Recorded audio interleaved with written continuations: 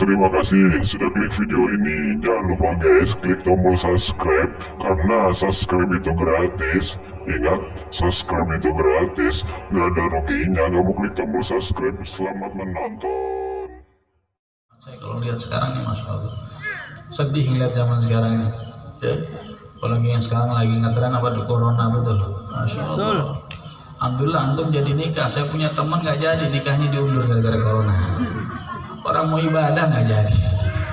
Iya, banyak diundur gara-gara nggak dapet izin gedungnya, gara-gara ini segala macam. Allahumma sholli ala sayyidina Muhammad wa sallam. Masya Allah. Fitnah apa lagi, masya Allah. Ya. Kita boleh, kita menjaga diri boleh, betul. Kan kita diajarkan menjaga diri. Bagaimana cara menjaga diri kita? Nabi sudah ngajarin, jaga wudhu kita.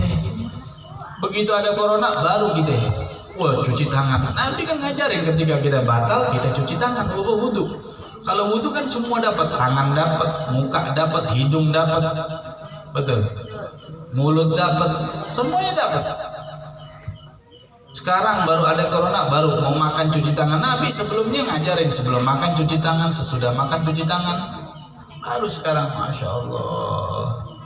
Allahumma sholli ala sayyidina Muhammad wa ala sayyidina Muhammad. Masya Allah. Ini kalau lihatin berita sekarang ini sampai, ya Allah, sampai pengen matiin handphone deh, nggak mau dengar berita lagi.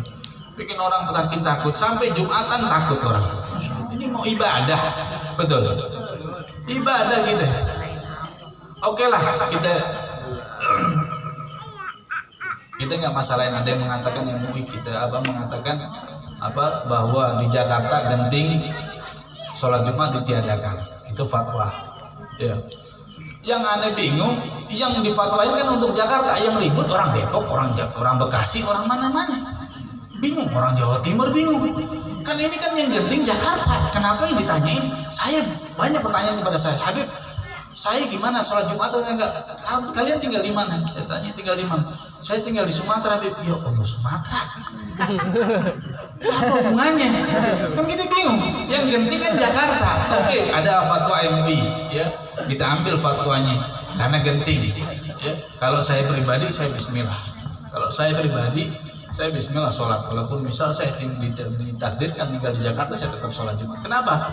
Saya yakin sama Allah kok. Itu rumahnya Allah, betul. Masjid rumahnya Allah nggak? Rumahnya Allah. Yang menurunkan wabah siapa? Allah. Nggak mungkin Allah ngotorin rumahnya sendiri. Logika seperti itu, betul kan? Ini wabah dari Allah. Nggak mungkin Allah nurunkan di rumahnya. Kayak kita ngotorin rumah kita, nggak mungkin. Yang ada kita bersihin rumah kita, betul. Ini kadang yang berlebihan sampai di mana? Beb, saya gimana hukum saya sholat Jumat? La ilaha illallah Muhammadur Rasulullah SAW. Masya Allah. Di saat seperti ini kita perlu lebih dekat sama Allah, jangan makin jauh. Yang saya takutin lagi, yang saya malam-malam kemarin saya berpikir, ya, di Wuhan pusatnya corona, betul. Ya, mereka ketika dapat wabah tersebut, mereka berbondong-bondong untuk belajar Islam, berbondong-bondong ikut sholat walaupun nggak tahu, walaupun kiblatnya salah, berbondong-bondong. Kita lihat videonya, betul. Nah, kita yang mayoritas Islam, kita makin jauh dari masjid, makin jauh dari ini, benar kita belum. Masya Allah, terbalik kita. Masya Allah. Yang saya takutkan lagi, ya, mereka menjadi hidayah ketika mendapatkan wabah, betul. Di kita, masya Allah, majlis disuruh tutup. Saya bingung, majlis suruh tutup, ya, majlis suruh tutup, tapi kemaksiatan nggak ditutup, diskotik nggak ditutup, kafe nggak ditutup, ya, hotel-hotel yang tempat mesum buka, pinggiran jalan masih banyak. Nah, kita bingung, ya, kok semakin begini yang kita takutin ini Allah makin murka. Kenapa? Karena majelis sudah tidak aktif, kemaksiatan makin merajalela, betul nggak? Masya Allah, kita takutkan begitu, bukan apa-apa. Kita takutkan, yang saya takutkan seperti itu. Majelis oke lah katanya, majelis bikin takut nanti perkumpulan yang banyak begini, takut nanti nyebar. Allah, bingung gitu. Pahitnya kita nyebar, tapi kita posisi kita di mana? Di majelis. Mati kita syahid, betul. Anggap aja pahit gara-gara perkumpulan kita kena corona. Ya, kita sampai mati. Matinya di mana? Majelis. Daripada mati di atas kasur, kita nggak tahu syahid wala enggak. Betul. Kalau dia bisa ngucapin syahadat, syahid. Nah, tapi kalau di tempat majlis, dia hadir ke majlis walaupun hatinya tidak ada di majlis, posisinya di dalam majlis, Allah berjanji Allah ampuni dosanya. Dalam hadis qudsi Allah ampuni. Walaupun kita nggak hadir, cuma hadir aja iseng karena mungkin teman, karena ini, karena itu, tetap Allah ampuni kok ketika hadir di majlis. Kan seperti itu. Jadi jangan sampai kita ketakutan berlebihan, jangan. Boleh kita jaga diri kita, was-was boleh, tapi jangan terlalu berlebih. Sampai wah begini nggak boleh, ini nggak mau, ini salaman nggak boleh, kita bingung salaman nggak boleh. Masya Allah. Ya kalau sama perempuan bukan mahram boleh, apa bagus, kita dukung. Ini sama laki-laki insya Allah nggak ada apa-apa, betul, karena kita jalani sunnah Nabi besar Muhammad SAW. Insya Allah nggak ada apa-apa. Sampai ada tulisan di Indomaret, buka Indomaret harus pakai siku, bingung gitu. Oh. Ada di mana di Reni itu, jalanan pinggir Reni itu ada tulisan di Indomaret. Saya kemarin malam-malam ke sana buka pintu pakai siku, ada tulisannya karena takut penularan corona. Masya Allah. Astagfirullah. Maka Masya Allah, Allahu Akbar, Masya Allah, Insya Allah kan. Artinya saya ingin ketika ada wabah seperti ini, kita harusnya semakin dekat sama Allah Subhanahu Wa Taala.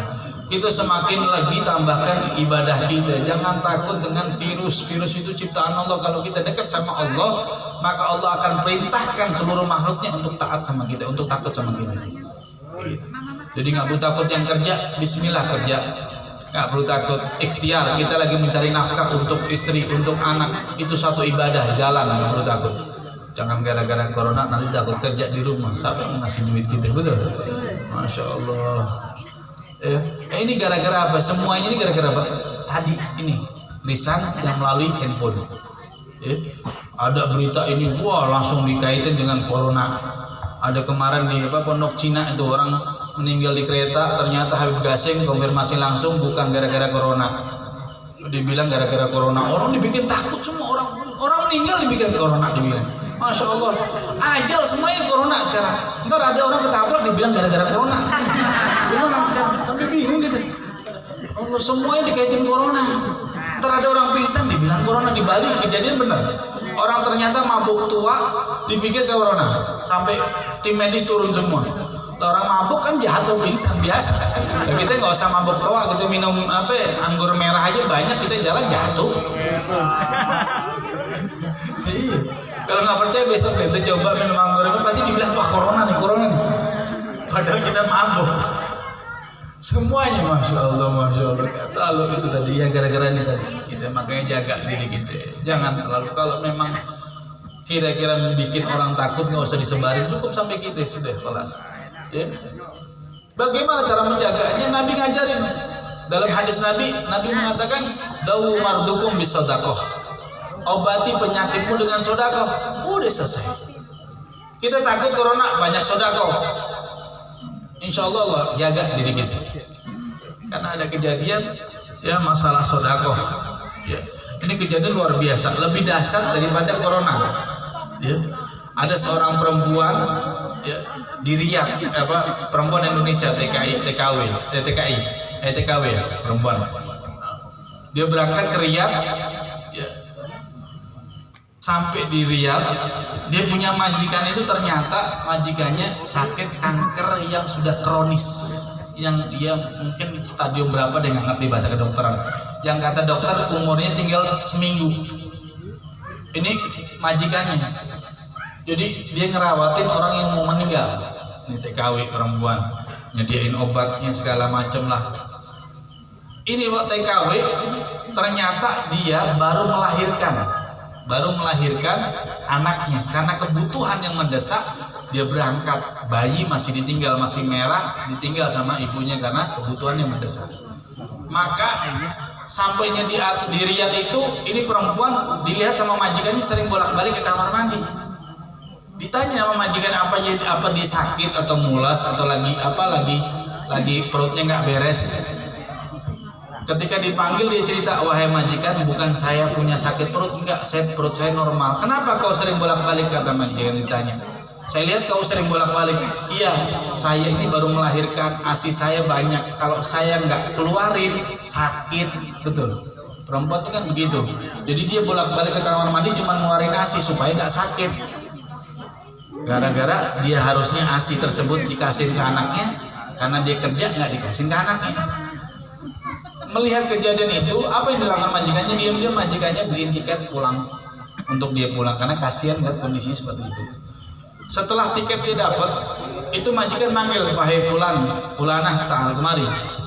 Ini tiket kamu, ini gaji kamu 2 tahun, selama 2 tahun. Ada nggak orang Indonesia begitu? Belum kerja dikasih 2 tahun gaji? Nggak ada. Ini kejadian benar, dirian, ini belum lama. Dikasih gaji 2 tahun, suruh pulang, suruh ngerawatin anaknya, nanti kalau udah 2 tahun suruh balik lagi kalau sudah selesai. Sudah selesai ngerawat anaknya, sudah bisa ditinggal, berangkat lagi kalau butuh duit. Suruh berangkat lagi, diterima kerja. Seneng ini, baru kerja berapa hari dikasih gaji 2 tahun, dicukupin selama 2 tahun, seneng pulang. Ini majikan waktunya kontrol. Waktunya kontrol, dicek sama dokter, dokternya bingung. Bu, ibu ini minum obat apa? Kok bisa penyakit ibu hilang? Tahu-tahu. Saya 20 tahun jadi dokter nggak bisa, nggak tahu nih obatnya apa. Saya belum nemuin obatnya karena sudah parah kankernya. Kata ibu tersebut, majikan tersebut, saya nggak mau minum obat apa-apa, cuman saya ngejalanin satu obat dari Nabi. Apa itu? Saya pernah dengar daripada seseorang mengatakan bahwa dawu mardokum bisodakoh, obati penyakitku dengan sodakoh. Saya cuman sodakoh aja. Sodakoh, yang kanker, yang divonis, yang ibaratnya kalau corona masih sembuh, betul. Ini yang sudah divonis umurnya seminggu sama dokter, bisa sembuh. Karena apa? Sodakoh. Jadi nggak perlu takut. Kita takut banyakin sodako. Apalagi Nabi ngajarin, semua nggak Nabi ngajarin. Kita jaga diri kita dengan banyak dengan kita suci. Dengan kalau kita batal kita berwudu lagi. Ini jaga cara menjaga diri kita. Apalagi Nabi ngajarin banyak istighfar, banyak sholawat. Betul. Ini semua diajarkan oleh Nabi besar Muhammad SAW untuk menjaga diri kita dari wabah, dari fitnah, daripada bala dari Allah Subhanahu wa ta'ala. Nabi semua ngajarin, tinggal kita praktekkan aja. Begitu ada wabah baru kita mempraktekin. Masya Allah. Ya, jadi nggak perlu takut. Kita keluar punya wudhu, insya Allah jaga. Ketika orang punya wudhu, itu malaikat, Allah perintahkan 2 malaikat untuk menjaga kanan kirinya. Kalau sudah malaikat yang jaga, aman gak kita? Aman insya Allah. Ibarat kita punya 2 bodyguard. Kalau manusia bodyguard mungkin masih bisa dikalahin, ya. Tapi kalau sudah bodyguardnya malaikat, insya Allah itu terjaga. Jadi nggak perlu takut. Ya, dengan banyak sodakoh, dengan banyak kita istighfar sama Allah Subhanahu wa ta'ala, menjaga sholat kita, menjaga ibadah kita, menjaga hubungan kita dengan Allah Subhanahu wa ta'ala, maka insya Allah kita akan terhindar daripada yang hal-hal yang tidak diinginkan oleh kita semua. Maka jemaah yang di sini saya ingin berpesan begitu, jangan sampai kita gara-gara ini sampai kita berlebihan, sampai kita nggak sholat Jumat, nggak berani. Saya bingung, sholat Jumat kita di rumahnya Allah nih, takut sama corona gara-gara, masya Allah, Iya, di dekat saya juga ada satu masjid di Tiburin, masya Allah. Saya lihat lagi di sosial media banyak orang-orang nyari masjid, bingung kita, ini negara Islam mau nyari masjid. Pernah mikir nggak ini balik lagi ke zaman jahiliyah? Pernah mikir nggak? Ini negara mayoritas Islam. Orang kemarin nyari tadi hari ini Allah nyari masjid susah. Pada ditutup semua. Udah kayak masya Allah, Allahumma sholli ala Muhammad, masya Allah, mudah-mudahan selamat. Ya, balik lagi kayak zaman jahiliyah. Zaman dulu, zaman belum ada Islam kan begitu. Islam sedikit nyari masjid susah.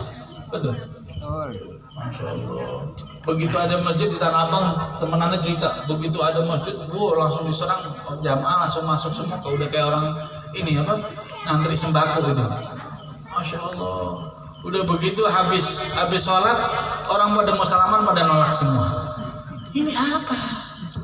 Salaman ini sunnah, perbuatan bagus, ngapain perlu takut? Nggak mungkin kalau perbuatan yang diajarkan oleh Nabi tidak mungkin menimbulkan mudarat, selesai udah gitu aja.